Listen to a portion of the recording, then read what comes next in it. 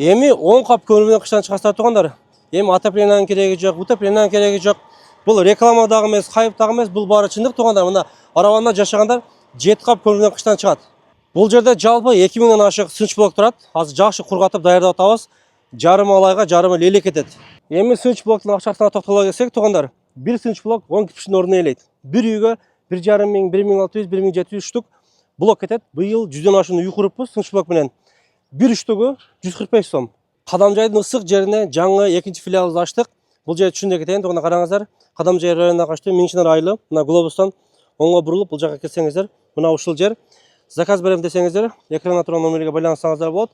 Дагы 4 заказ менен быйылкы сезонду бүтүрөбүз. Жазга заказ берем десеңиздер, бул жака заказ берип, кургатып үйгө алып барып жыйып койсоңуздар болот. Андан да бекем болуп бышып турат.